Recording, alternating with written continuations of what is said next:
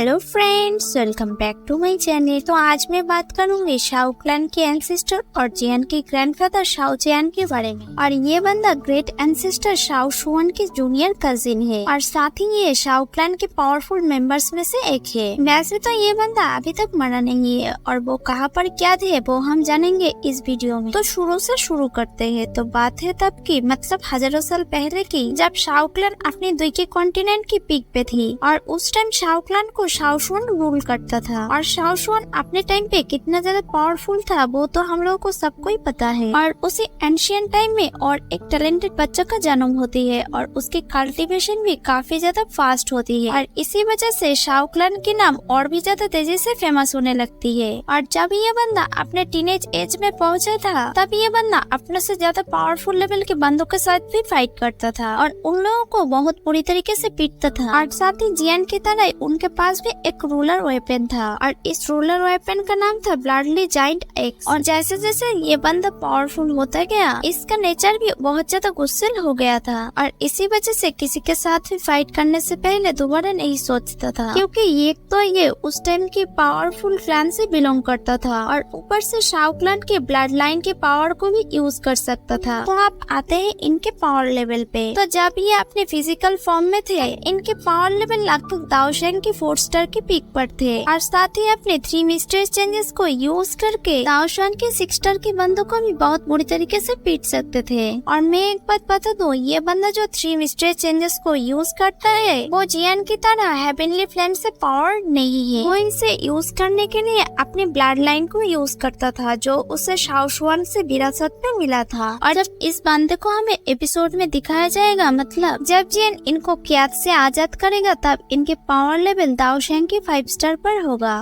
तो आप बात करते हैं आखिर में इतना पावरफुल बंदा पूरी द्वीपीय कॉन्टिनेंट से कहां पर गायब हो गया और अभी के लिए ये बंदा है ही कहां पर। तो जब ये बंदा द्वीपीय कॉन्टिनेंट में इधर उधर घूम रहा था और अपने पावर को एस्टेब्लिश कर रहा था तभी उनको एक एंशिएंट घाटी के बारे में पता चला था और साथ ही वहाँ के एक मिस्टीरियस संत के बारे में भी पता चला था। और तब क्या वो भी मुंह उठा के पहुँच गया उस घाटी पे। और जब वो वहाँ पर पहुँचा तब वहाँ की एनवायरनमेंट काफी ज्यादा शांत था, बट कुछ देर बाद सडनली वहाँ की एनवायरनमेंट काफी ज्यादा चेंज होने लगती है और तभी वहाँ पर देखते ही देखते एक बहुत बड़ा स्टॉर्म्स बनने लगते हैं। और ये देख के पहले तो शाओ जियान को नॉर्मल स्टॉर्म ही लगा था, बट ध्यान से देखने पर वो समझ जाता है ये कोई ऑर्डिनरी स्टॉर्म नहीं है, ये तो एक फायर स्टॉर्म है जो धीरे धीरे करके उनके तरफ आगे बढ़ रहा होता है। और इस फायर स्टॉर्म के प्रेशर और टेम्परेचर को देख के वो जल्दी ही समझ जाता है ये फायर स्टॉर्म हेवनली फ्लेम से बना है। बट उनको ये समझ में नहीं आ रहा था इतना पावरफुल स्टॉर्म को आखिर कंट्रोल कौन कर रहा है और इस वजह से वो वहाँ से पीछे हटने की डिसाइड करता है। बट वो कुछ सोच पाता है इससे पहले उनके चारों तरफ की पूरी जगह पूरी तरीके से ब्लैंक हो जाता है और उसके बाद वो एक खाली स्पेस में आ गया था और जहाँ पे कुछ भी नहीं था सिवाय एक फ्लेम के जो काफी टेरिफाइंग फ्लेयर को रिलीज कर रहा था। और तभी ये देख के शाओ जियान काफी ज्यादा शॉक्ड हो गया था, क्योंकि शाओ जियान पहले भी हेवनली फ्लेम को देख चुका था और साथ ही उन फ्लेम्स के ओनर के साथ फाइट भी कर चुका था। बट इस तरह की टेरिफाइंग पावर को देख के वो काफी ज्यादा बौखला गया था और इस वजह से वो काफी सारे फायर सील्स को भी बनाने की कोशिश कर रहा था, बट कोई भी टेक्निक काम नहीं कर रहा था। और इस वजह से अपने स्पेस स्टोरिंग में से अपनी ब्लडी एक्स को बाहर निकाल के लैंड स्पेस में ही एक अटैक कर देता है और इस वजह से वह की स्पेस में काफी ज्यादा क्रैक्स आ जाता है और शाओ जियान इस क्रैक से इस फ्लेम के बनाया हुआ डोमेन से बाहर निकलने ही वाला होता है। तभी उनके सामने व्हाइट कलर की ड्रेस में एक ह्यूमन फिगर अपीयर हो गया था और साथ ही उसके बॉडी में से काफी ज्यादा टेरिफाइंग ऑरा रिलीज हो रहा था। और तभी वो ह्यूमन फिगर शाओ जियान की तरफ आगे आते हुए कहता है, मुझे लगता है तुम काफी ज्यादा जल्दी में हो पर तुम यहाँ से भाग नहीं सकते।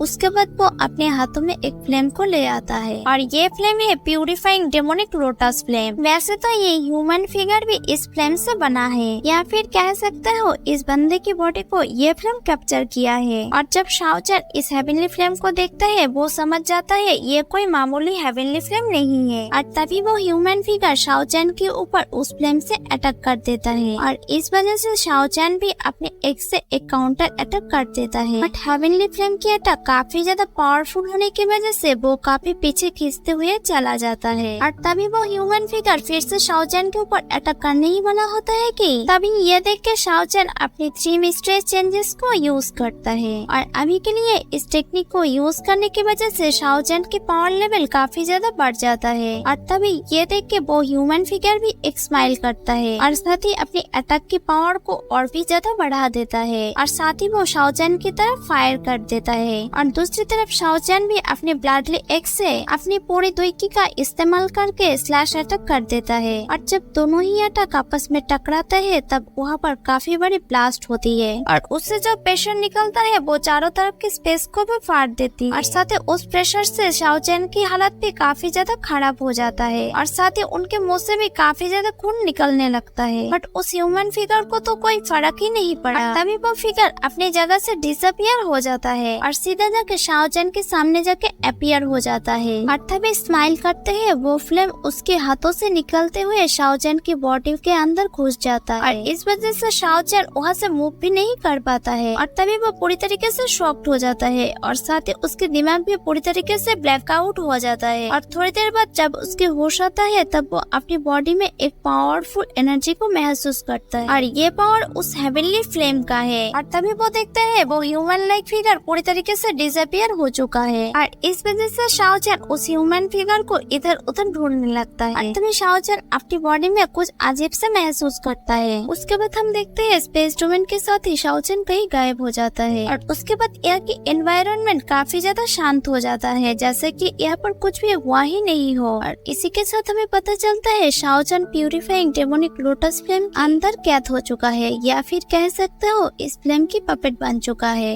और इसी के साथ मेरी ये एक्सप्लेनेशन वीडियो यहीं पर ही एंड होती है। बट शाओचैन अभी तक मरा नहीं है, वो बात हेवनली फ्लेम के कैद में है और ये चीज हमें देखने को मिलेगी डीटीएच के अपकमिंग 190 एपिसोड के आसपास। और जियान शाओचैन को कैसे इस फ्लेम से आजाद करता है और साथ ही इस फ्लेम को कैसे रिफाइन करता है वो हम जानेंगे इस वीडियो के नेक्स्ट पार्ट में। तो आज के लिए इतना ही, मिलते हैं नेक्स्ट वीडियो में, तब तक के लिए बाय।